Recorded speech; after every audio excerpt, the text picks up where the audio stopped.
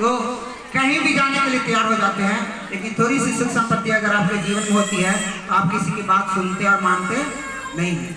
लेकिन जब परिस्थितियाँ आपकी खराब होती है तो आप कहीं भी जाने के लिए, कुछ भी करने के लिए क्या होते हैं?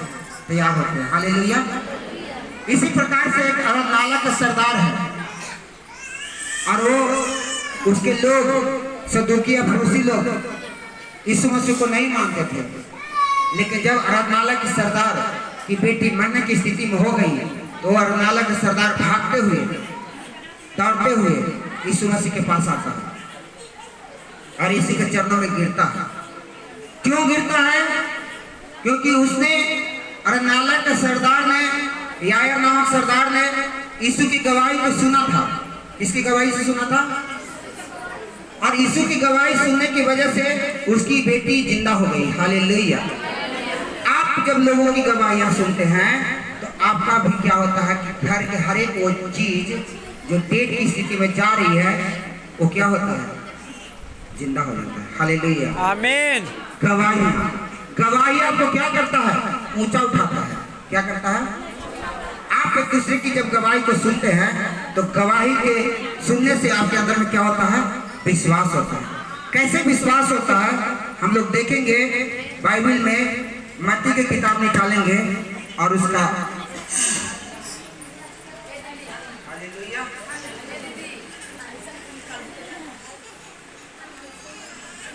मरकुस 5 का 22 से 41 पढ़ेंगे। हालेलुया। पढ़िए कोई।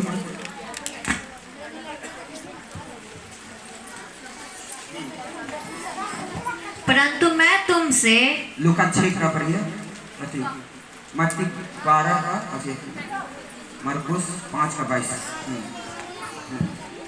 मरकुस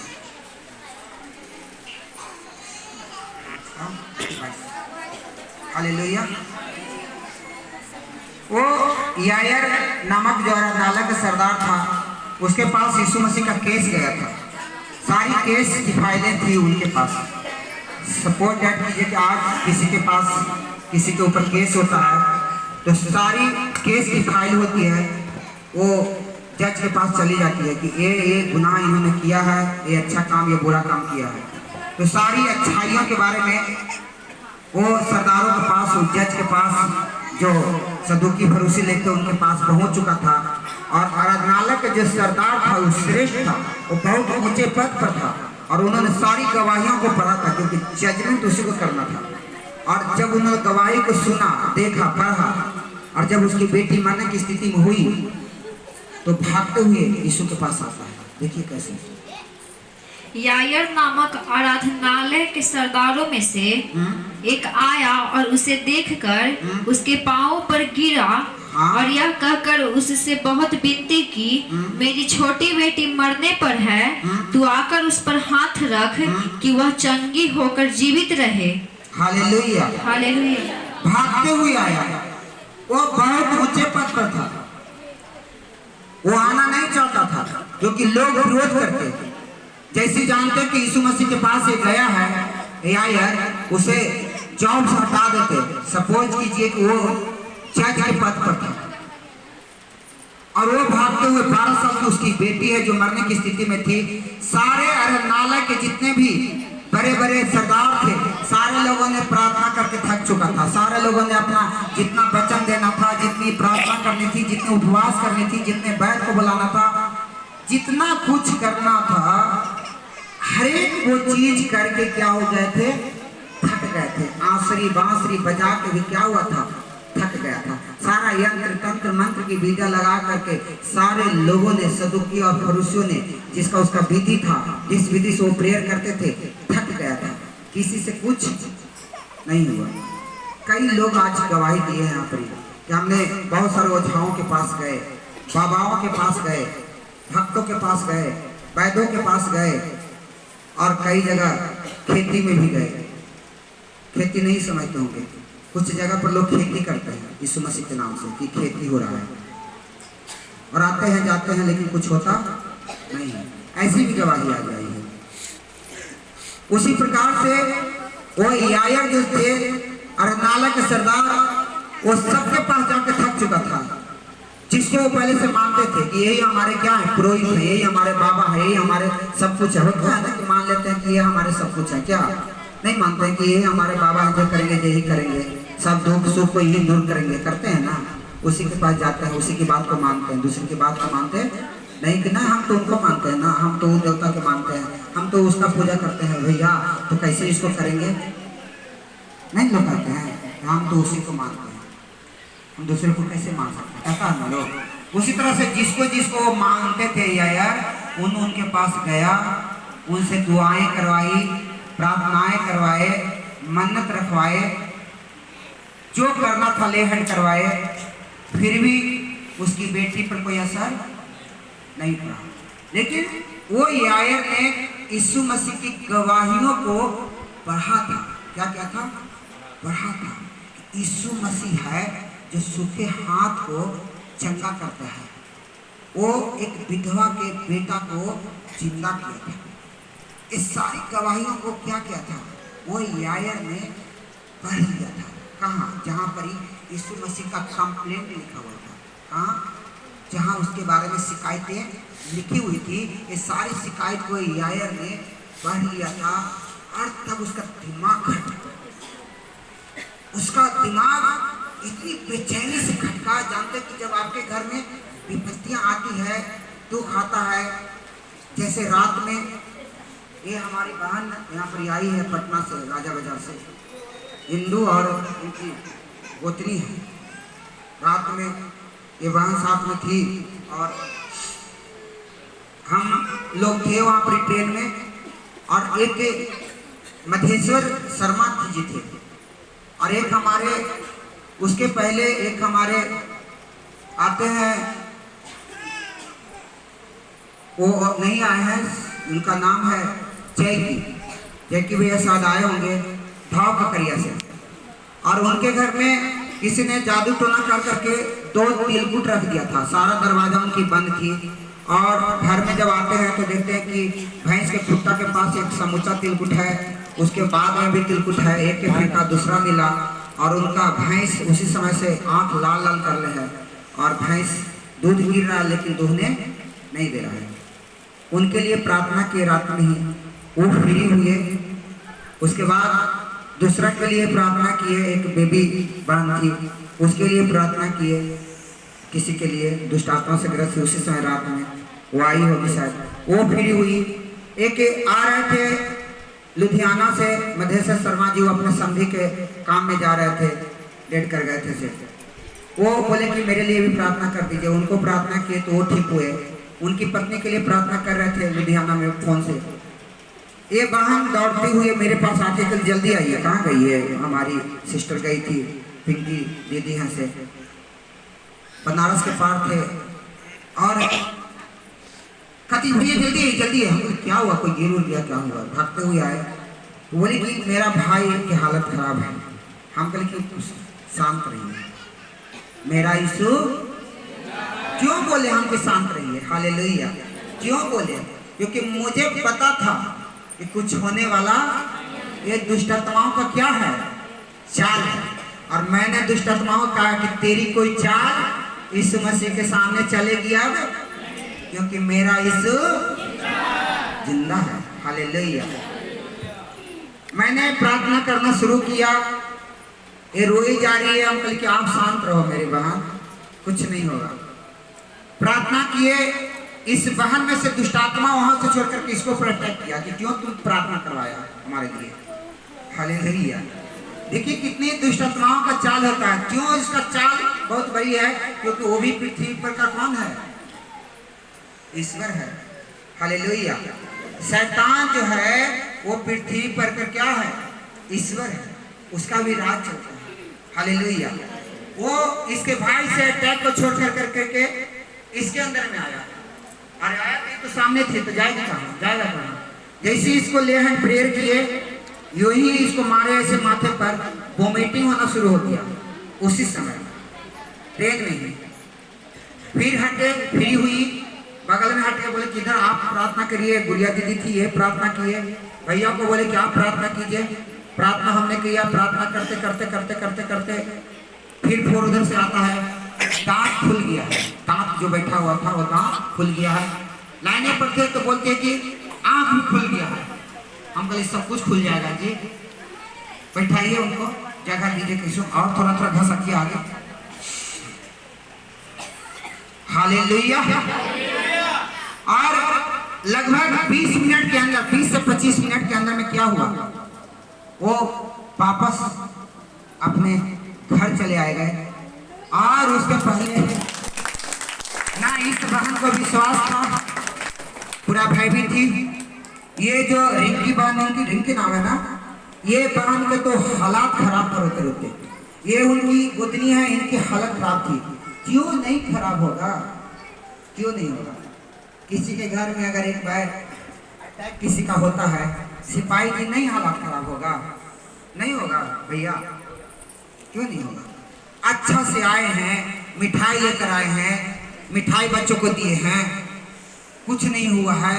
एक वह गिर जाते हैं, दांत लग जाती है, आंख नहीं खुलती है, उसका हालात खराब होगा कि नहीं होगा? वो देखेगा फिर वो कि कौन देवी है कौन देवता है। उसको तो लगेगा किसके पास फोन करें कि मेरे पति को जिंदा करें। एक बहन चली गई एरकी में, शायद उसका कोई फैमिली तो नहीं आया होगा, हम लोग शाम में जाएंगे। उधर ही आती थी लेकिन फिर इधर आना बंद कर दी थी। लेकिन उसकी गोतनी की जो लड़की थी इधर आती थी। शैतान उसके घर में बहुत लंबा था और उन्होंने शैतान के चालों को चले नहीं है, कुछ लोगों ने उनको डाइवर्ट कर दिया। और जब बृहस्पति की शाम में हम लोग जब वहां सेवा कर रहे थे जलंधर में, तो वो एक बार गिरती है और डेड कर जाती है। अब तब उसकी गोतनी की बेटी कहती कि भैया हमार मम्मी चली गई, हर हालत में इसको जान वापस लाना होगा। भाई मेरे, जब आपके हाथ से मौका चुक जाता है ना, बड़ी अफसोस होती है। इसलिए आप सबसे निवेदन है कि आप सब अलर्ट रहिए, अपने लिए, अपने परिवार के लिए, अपने बच्चों के लिए, अपने रिश्तेदारों के लिए। आप सचेत हो जाइए। आप समझिए कि हम कहाँ जाएं जिससे हमारे गाइडलाइन हो सही, कहाँ सही डायरेक्शन मिलेगा। वो उसका डायरेक्शन बढ़िया मिला था, लेकिन लोगों ने उसे डाइवर्ट कर दिया। और डाइवर्ट करने की वजह से हुआ ये, आज वो हमारे यहाँ आई है।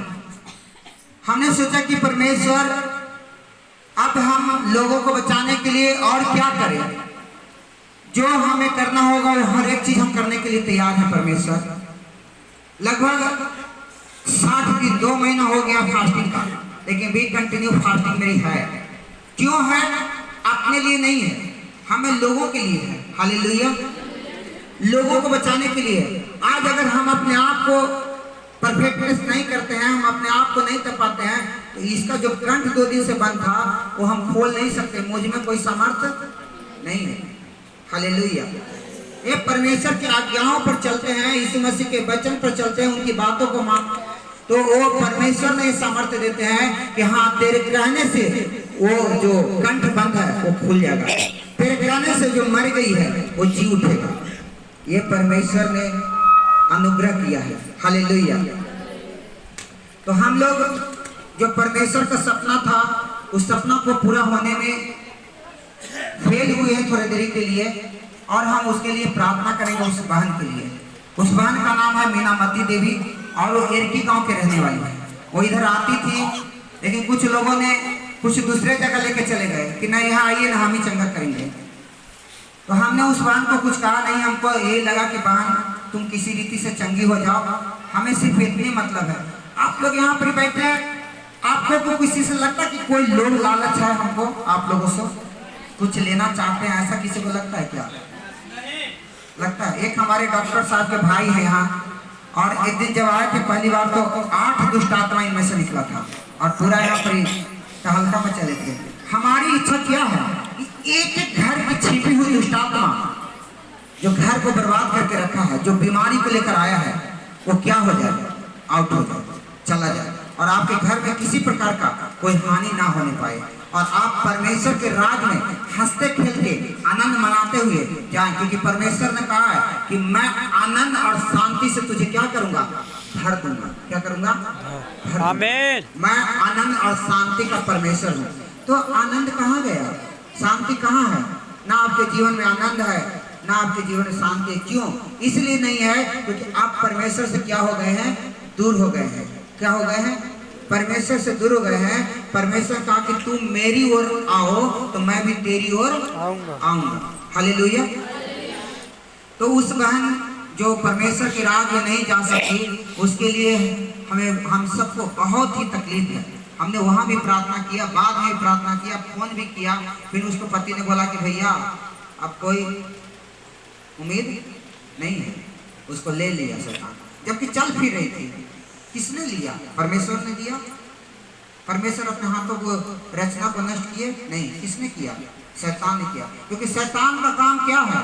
परमेश्वर के हाथों की रचना को नष्ट और भ्रष्ट करना। क्या है? उसे नाश करना। उसकी भी सपना है और हमारे परमेश्वर की भी सपना है, और हमारे यीशु मसीह के भी यही सपना है कि हमारे पिता के हाथों की रचना को क्या करो?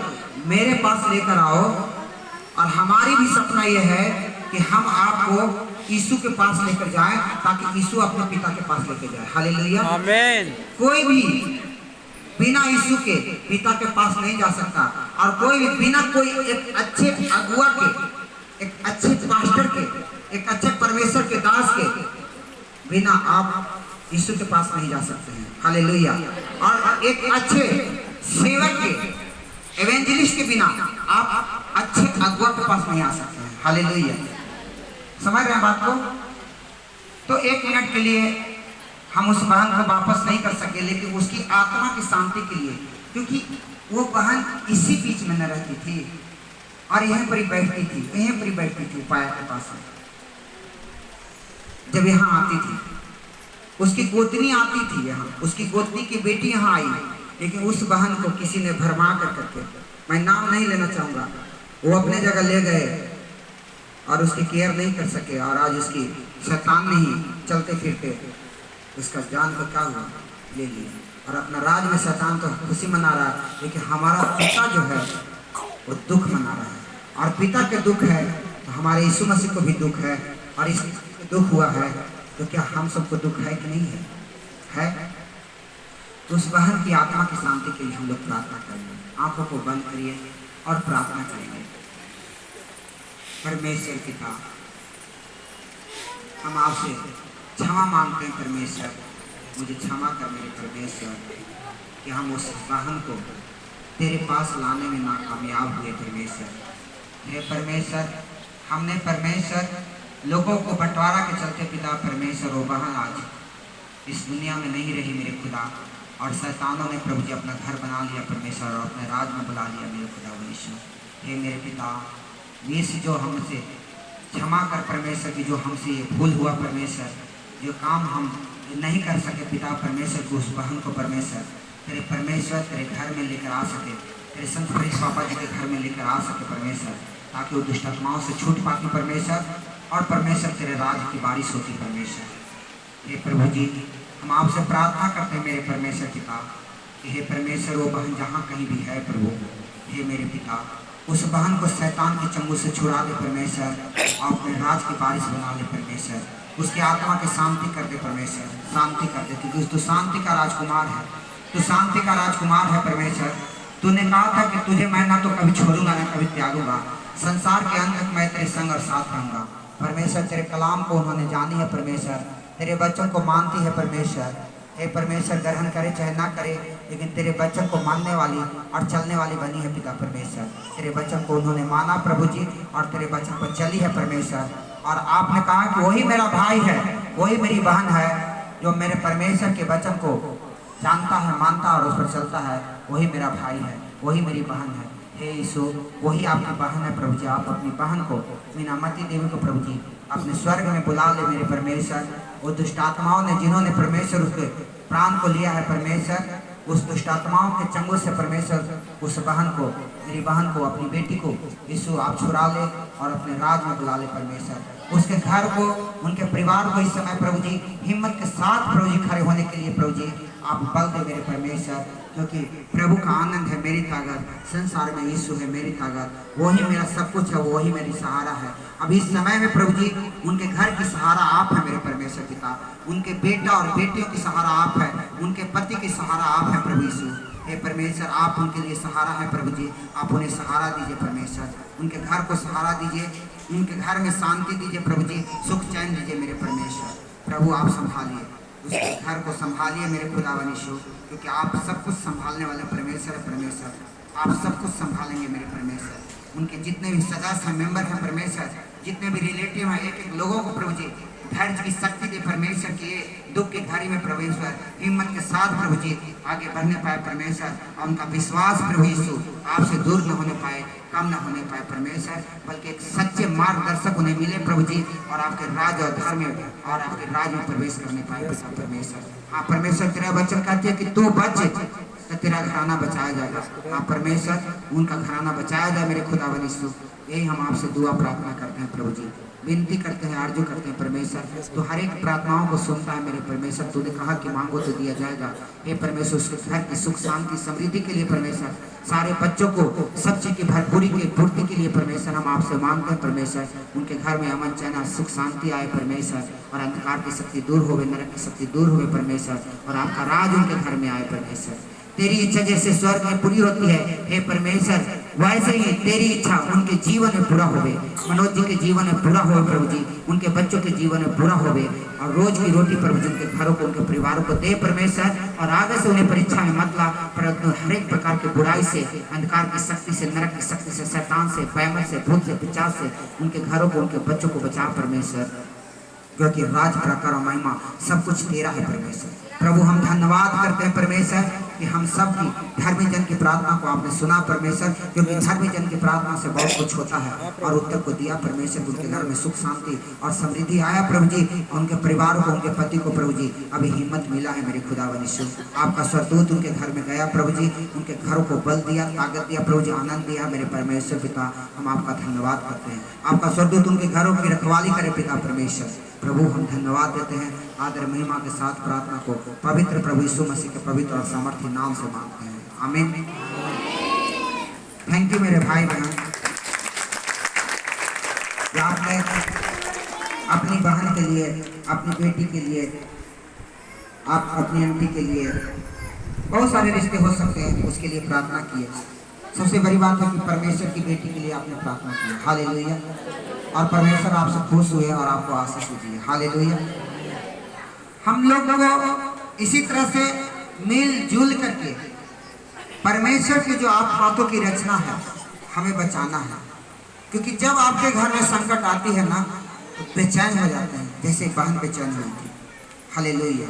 उसी तरह से यायर जो था वो बेचैन हो चुका था, वो थक गया था, वो सब डॉक्टरों के यहाँ जाके थक चुका था, वैद्यों के यहाँ जाके थक चुका था, वो झाओ के यहाँ जाके थक चुका था, जो उनके आराधनालय के जो सरदार था, बड़े बड़े फरीसी लोग और सदुकी लोग जो बड़े बड़े चोंगा पहनते थे और अपने आप को सर्वश्रेष्ठ कहते थे कि हमारे जैसा कोई नहीं है, उन लोगों ने भी थक गया था झाड़ फूक करते करते, हालेलुया।